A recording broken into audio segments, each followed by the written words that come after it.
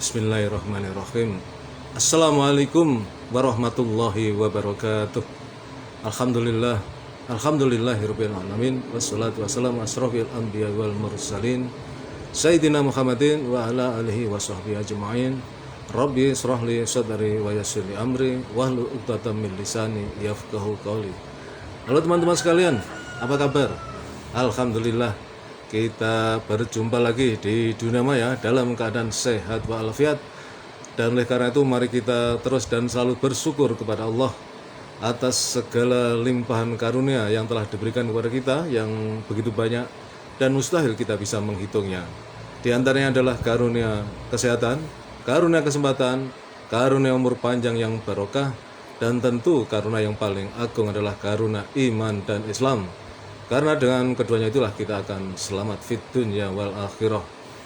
Selawat serta salam semoga senantiasa terlimpahkan kepada uswatun hasanah kita, baginda Rasulullah Muhammad sallallahu alaihi wasallam beserta keluarganya, para sahabatnya dan semua pengikutnya, termasuk kita tentu yang mengharapkan syafaat beliau kelak di yaumil qiyamah. Teman-teman sekalian, alhamdulillah hari ini kita sudah masuk hari ke 28 ya, dalam pelaksanaan ibadah saum di bulan suci Ramadan ini ya. Dan tentu kita berharap mudah-mudahan kita bisa menyelesaikan ibadah saum ini dengan baik, dan semua amal ibadah kita baik yang wajib maupun yang sunnah diterima dan diridho oleh Allah Subhanahu wa taala.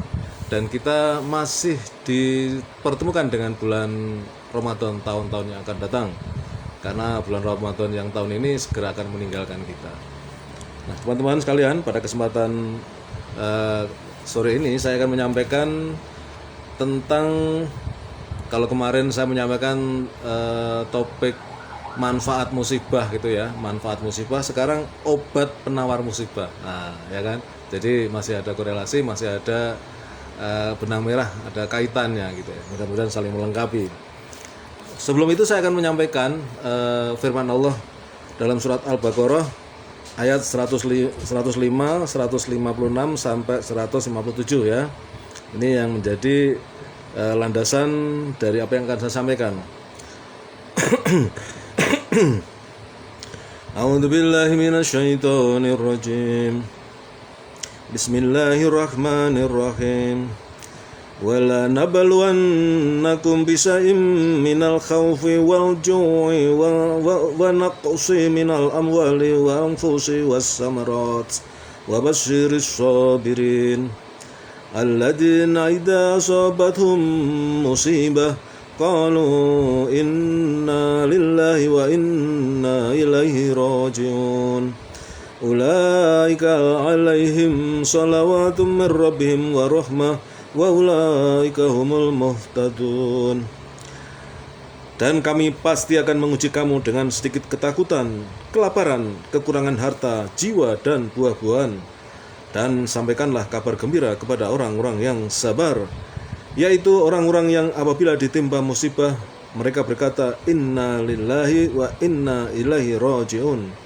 Sesungguhnya kami milik Allah dan kepadanya lah kami kembali. Mereka itulah yang memperoleh ampunan dan rahmat dari Tuhannya, dan mereka itulah orang-orang yang mendapat petunjuk.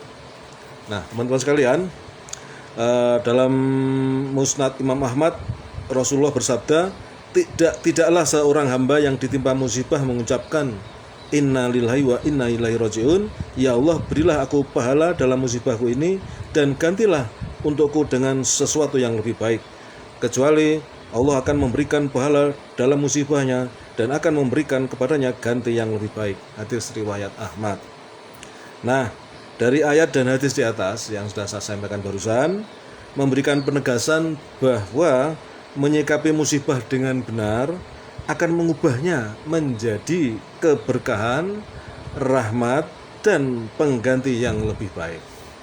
Lantas bagaimana cara kita menghadapi musibah agar bisa mengubah rasanya yang pahit dan getir menjadi manis dan nikmat? Mari kita breakdown bersama-sama teman-teman ya. Yang pertama adalah kita meyakini bahwa kita ini milik Allah dan pasti akan kembali kepadanya, ya. Jika seorang hamba benar-benar menyadari bahwa dirinya adalah milik Allah dan akan kembali kepadanya, dia akan terhibur tatkala tertimpa musibah. Kalimat istirja atau innalillahi wa inna ilaihi rajiun merupakan penyembuh, ya, dan obat paling mujarab bagi orang yang tertimpa musibah. Maka kalimat ini bukan hanya kita sampaikan, kita ucapkan ketika misalnya mendengar kabar tentang sahabat atau saudara yang meninggal dunia, kita kesandung batu atau tertimpa kayu walaupun gak besar itu ke kaki kita ucapkan ini, ya, karena itu musibah, dan kemudian kita menyampaikan semuanya ini milik Allah dan hanya kepadanya lah kita akan kembali, ya.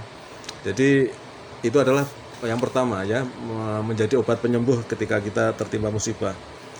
Dan itu akan memberikan manfaat baik dalam waktu dekat maupun yang akan datang, ya. Kalimat tersebut memuat dua prinsip, ya, yang sangat agung. Jika seseorang mampu merealisasikan dan memahami keduanya, maka dia akan terhibur dari setiap musibah yang menimpanya. Dua prinsip pokok tersebut adalah: pertama, bahwa manusia, keluarga, dan harta pada hakikatnya adalah milik Allah, semuanya, ya, semuanya. Semua itu bagi manusia tidak lebih hanya sebagai pinjaman atau titipan. Sehingga jika Allah mengambilnya dari seseorang, maka ia ibarat seorang pemilik barang yang sedang mengambilnya dari si peminjam. Kemudian yang kedua, bahwa kesudahan dan tempat kembali seorang hamba adalah kepada Allah, pemilik yang hak. Seseorang sudah pasti akan meninggalkan dunia ini lalu menghadap Allah sendiri-sendiri sebagaimana ketika diciptakan pertama kali, ya. Tidak memiliki harta, tidak punya apa-apa, ya. Tidak membawa keluarga, tidak ada anak istri, suami. Akan tetapi manusia menghadap Allah dengan membawa amal kebaikan dan keburukan. Kemudian obat penyembuh yang kedua adalah lihatlah nikmat yang tersisa, ya. Termasuk salah satu terapi dalam menghadapi musibah adalah dengan cara melihat seberapa besar musibah yang menimpa kita, ya, dan seberapa besar nikmat yang telah kita terima, ya. Maka akan didapati bahwa Allah masih menyisakan, ya, bagi kita yang semisal dengannya atau malah lebih baik lagi. Jika seseorang bersabar dan ridho, maka Allah akan memberikan sesuatu yang lebih baik, ya, dan besar daripada apa yang hilang dalam musibah. Bahkan mungkin dengan berlipat-lipat ganda. Dan jika Allah menghendaki, Dia akan menjadikannya lebih berharga lagi dari yang ada, ya. Ini yang kedua, teman-teman, ya, obat penyembuhnya, penghiburnya, ya. Kemudian yang ketiga, obat penawar atau penghibur musibah adalah bahwa kita sadar musibah itu menimpa semua orang, bukan cuma kita doang, ya. Termasuk obat yang sangat bermanfaat ketika terjadi musibah adalah dengan menyadari, ya, bahwa musibah pasti dialami oleh semua orang, ya. Cobalah kita menengok ke kanan, maka kita akan mendapati orang yang diberi ujian. Kemudian jika kita menengok ke kiri, maka kita juga akan mendapati orang yang sedang ditimpa kerugian dan malapetaka, ya. Seorang yang berakal jika mau memerhatikan sekelilingnya, ia akan mendapati mereka semua diberi ujian hidup, ya, entah dengan hilangnya barang atau orang yang dicintai atau mengalami sesuatu yang menyakitkan. Jadi jangan merasa sendiri, ya, bahwa musibah itu menimpa semua orang, ya. Tidak ada orang yang selama hidup di dunia ini kemudian bahagia terus, nggak ada, ya. Seneng terus, nggak ada. Pasti ada dinamika dan di dalamnya ada musibah-musibah, ya. Sesuatu yang mungkin menyedihkan dan menyakitkan. Itu yang harus kita sadari. Dan itu menjadi obat. Ini yang keempat adalah bahwa sebenarnya ketika kita kemudian hanya berkeluh kesah, maka itu akan melipat gandakan penderitaan. Nah, ini penting kita perhatikan, ya. Di antara obat untuk menghadapi musibah adalah dengan menyadari, ya, bahwa keluh kesah tidak dapat menghilangkan musibah, ya. Bahasa Jawane grundel itu kan, ngelokro itu kan. Nah, bahkan hanya akan menambah serta melipat gandakan sakit dan penderitaan, ya. tidak ada gunanya berkeluh kesah kepada manusia, ya, kepada sesama makhluk itu percuma. Nah, ini yang sering terjadi di dunia media sosial ini, ya. Orang kemudian berkeluh kesah kepada media sosial, ya, dijadikan sebagai status. Apalagi kalau di platform Facebook itu sebutannya adalah wall, ya kan, dinding, ya. Karena pendiri Facebook adalah orang Yahudi. Orang Yahudi itu biasa bahkan menjadi ritualnya, ibadahnya adalah meratap di tembok ratapan, ya, di Yerusalem sana itu. Ya, saya sudah pernah ke sana itu. Saya pernah lihat dari dekat, ya, orang-orang Yahudi beribadah dengan cara menghadap dan bahkan kepalanya itu, ya, sambil pegang dinding ratapan itu, kemudian mereka ya berdoa, sebagian ada yang menangis gitu kan. Ya, kemudian itu dijadikan nama sebutan wall, ya, dinding, halaman beranda di Facebook itu, ya. Orang nggak sadar, ya, mengikuti tradisi orang Yahudi, ya. Dan kemudian ya itu tadi, ketika menghadapi musibah jadikan status. Dikira akan mendapatkan simpati. Ya mungkin ada teman-teman yang simpati, ya simpati tok, ya. Sebenarnya yang harusnya itu adalah berkeluh kesahlah kepada Sang Khalik, Sang Pencipta ini, ya, bukan kepada Facebook, ya. Nah, karena mereka tak kuasa menghilangkan musibah yang ada, ya. Jika ingin mengungkapkan apa yang ada dalam hati, ungkapan kepada Allah langsung dalam keheningan malam ketika bermunajat kepadanya. Jadi itu, ya, kontak langsung dengan Sang Pencipta ini, ya, berkeluh kesahlah, ya, apa yang kita rasakan, yang kita derita ini. Karena dialah yang maha tahu dan maha kuasa menghilangkan musibah, ya. Kemudian yang terakhir teman-teman, ya, bahwa obat penawar berikutnya adalah musibah terbesar adalah hilangnya kesabaran, ya. Ini adalah sebuah kesadaran yang harus kita miliki, ya. Termasuk obat ketika tertimpa musibah adalah dengan mengetahui bahwa hilangnya kesabaran dan sikap berserah diri lebih besar, ya, dan lebih berbahaya daripada musibah itu sendiri, ya. Kita kehilangan kesabaran, kita kehilangan sikap berserah diri, ya, pasrah kepada Allah, itu adalah jauh lebih berbahaya, jauh lebih besar bahayanya daripada musibahnya itu sendiri.